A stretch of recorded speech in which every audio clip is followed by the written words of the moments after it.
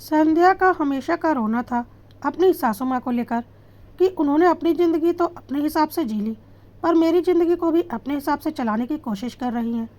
खुद तो हमेशा सास ससुर से दूर रही, पापा जी की नौकरी के कारण अपनी सारी गृहस्थी अपने हिसाब से चलाई, बिना किसी हस्तक्षेप के।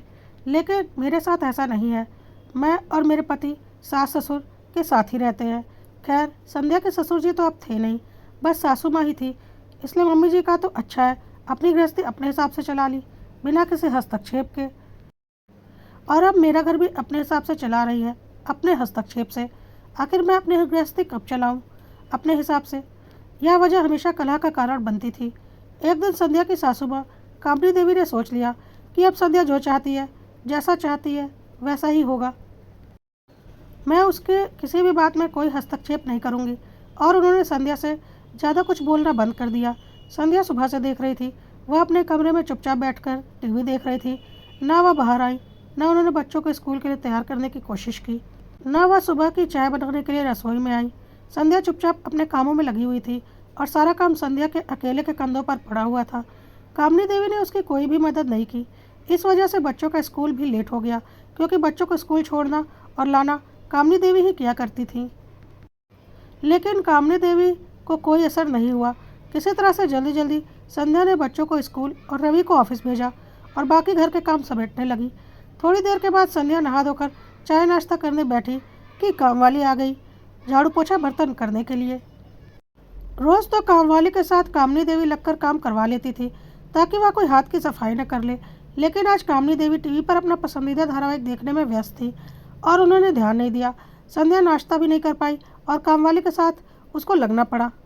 कामवाली के जाने के बाद उसका नाश्ता पूरी तरह से ठंडा हो चुका था। बुझे मन से उसने नाश्ता किया और मन ही मन बड़बड़ा रही थी कि माँ को पता नहीं क्या हो गया है। थोड़ी बहुत मदद कर देती थी तो क्या आफत आ जाती थी। पता नहीं क्या हुआ है, मुंह फुलाकर बैठी हुई है सुबह से, ना बोल रही है, न घर पर किसी काम में मदद कर रही है। मैंने तो ऐसा कुछ कहा नहीं है। खैर, संध्या किचन में दोपहर का खाना बनाने के लिए चली गई और सब्जियां लाकर कामनी देवी के आगे रख दी कि वह काट देंगी। थोड़ी बहुत मदद मिल जाती है तो खाना जल्दी बन जाता है। थोड़ी देर के बाद संध्या ने देखा कामनी देवी ने सब्जियों को हाथ भी नहीं लगाया है। वह चुपचाप सब्जियां उठाकर ले गई और खुद ही काटने लगी, बड़बड़ाते हुए। तब तक बच्चों को स्कूल से लाने का वक्त हो गया और देखा कामनी देवी बच्चों को स्कूल से लाने के लिए अभी तक तैयार नहीं हुई थी। संध्या जल्दी से बच्चों को लेने के लिए स्कूल निकल पड़ी, क्योंकि वह समझ चुकी थी कामनी देवी नहीं जाने वाली। बच्चे आ गए, बच्चों को खाना दिया, सासू माँ को खाना दिया।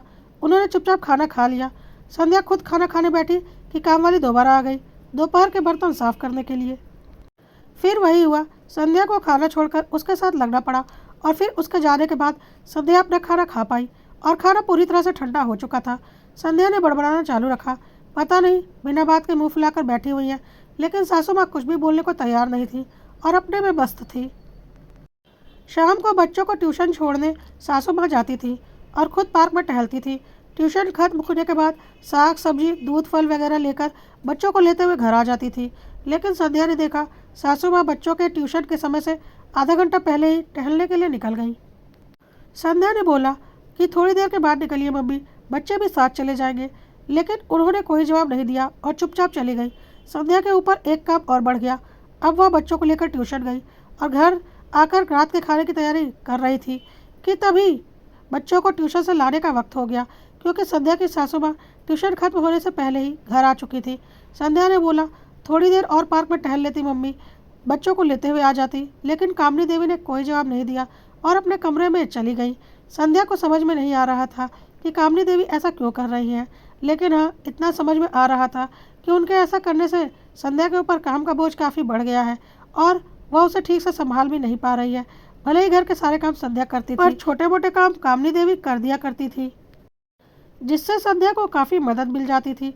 जैसे फल दूध सब्जी आदि मार्केट से लाना, बच्चों को ट्यूशन छोड़ना लाना, बच्चों को स्कूल छोड़ने जाना और लाना, सब्जियां काटना, आटा गूंथना। हालांकि यह सब मदद संध्या की नज़र में कुछ भी नहीं थी, बल्कि कामनी देवी का हस्तक्षेप था उसकी गृहस्थी में। लेकिन अब संध्या को समझ में आ रहा था। रात को रवि घर आ चुका था और संध्या ने अभी तक रात का खाना नहीं बनाया था, क्योंकि वह बच्चों को लेने गई थी। और जब तक बच्चों को लेकर आई तब तक पति भी आ गया। फिर चाय नाश्ते में लग गई। उसके बाद फिर रात का खाना बनाते बनाते काफ़ी रात हो गई। रवि ने बोला, क्या बात है संध्या, आज खाना बनाने में बहुत लेट हो गया। संध्या ने बोला, पता नहीं मम्मी को क्या हुआ है, ना कुछ बोल रही हैं, ना ही घर के कामों में कोई मदद कर रही हैं। रवि ने बोला, हो सकता है मम्मी की तबीयत ठीक नहीं हो।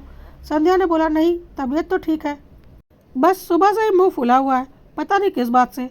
रवि ने बोला, चलो माँ से बात करके देखते हैं।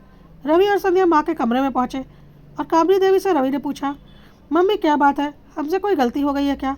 आप सुबह से ही संध्या से बात नहीं कर रही, क्या हो गया है? कामनी देवी ने बोला, बेटा हुआ तो कुछ भी नहीं है, बस संध्या को हमेशा इसी बात का रोना रहता है कि मैंने अपनी ज़िंदगी तो अपने हिसाब से जी ली, बिना अपनी सास की दखलंदाजी के, क्योंकि मैं उनसे दूर रहती थी। पर बेचारी संध्या को मेरी दखलंदाजी बर्दाश्त करनी पड़ती है।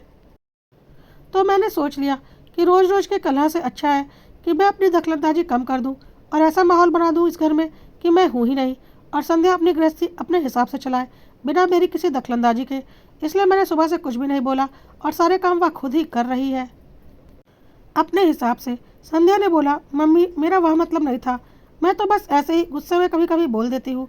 कामनी देवी ने बोला, देखो बेटा, अकेले रहने में भले ही बुजुर्गों की दखलंदाजी नहीं होती, पर सारे काम भी अकेले के ही कंधों पर होते हैं और उन्हें मैनेज करना पड़ता है। हाँ, मैंने मेरी सास की दखलंदाजी नहीं झेली, लेकिन जो आज तुम्हारा हाल हुआ है ना, पूरी ज़िंदगी में मैंने इसी हाल में गुजारी है। किसी ने मेरी कोई मदद कभी नहीं की और तुम्हारी मदद के लिए मैं हमेशा रही हूँ, जिससे तुम्हें तुम्हारी गृहस्थी चलाने में काफ़ी मदद मिल जाती है। हाँ, मैं मानती हूँ कि साग सब्जियाँ फल वगैरह मैं अपने हिसाब से लेकर आती हूँ, पैसों का महत्व समझते हुए और अच्छे से तोल बोल करके। जो तुम्हें मेरी दखलंदाजी लगती है, काम वाली को रखने से पहले मैं 100 सवाल करती हूँ ताकि तुम्हारे ही कुछ पैसे बच जाए और तुम्हारा कुछ नुकसान ना हो। बच्चों को ट्यूशन वगैरह छोड़ने लेने जाती हूँ तो रास्ते में उन्हें कुछ टॉफ़ी चॉकलेट दिलवा देती हूँ। जो तुम्हें लगता है कि मैं उन्हें बिगाड़ रही हूँ और मेरी दखलंदाजी लगती है, तो सीधी सी बात है कि मैं चुपचाप अलग रहूँ तो कोई बहुत बड़ी बात तो नहीं होगी और सब कुछ तुम्हारे हिसाब से चलेगा। लेकिन अगर तुम यह सोचोगी कि मैं तुम्हारी मदद भी करूं, वह भी तुम्हारे हिसाब से, जैसा तुम चाहो, अपना मुंह बंद करके, तो वह तो संभव नहीं है। तुम्हें एक ही चीज़ मिल सकती है, या तो सास की दखलंदाजी या तो अपने हिसाब से अपनी गृहस्थी चला लो। दोनों के अपने अपने फ़ायदे और अपने अपने नुकसान हैं। संध्या ने बोला, हाँ मम्मी मैं समझ गई हूँ और मुझे यह भी समझ में आ गया है कि अपनी गृहस्थी अपने हिसाब से चलाने में मेरा ही नुकसान ज़्यादा है। आप भले ही दखलंदाजी करती हैं, लेकिन आप मेरी बहुत मदद कर देती हैं और हमारा काफ़ी नुकसान होने से भी बचता है। मुझे माफ़ कर दीजिए मम्मी, आज मुझे अपनी गलती का एहसास हो गया है। प्लीज़ आप जैसे रहती थी वैसे ही रहिए और अब मैं कभी ऐसी बातें नहीं करूँगी। आज संध्या को समझ में आ गया था कि बुजुर्गों का घर में क्या स्थान है और उनके बिना घर चलाना कितना मुश्किल है।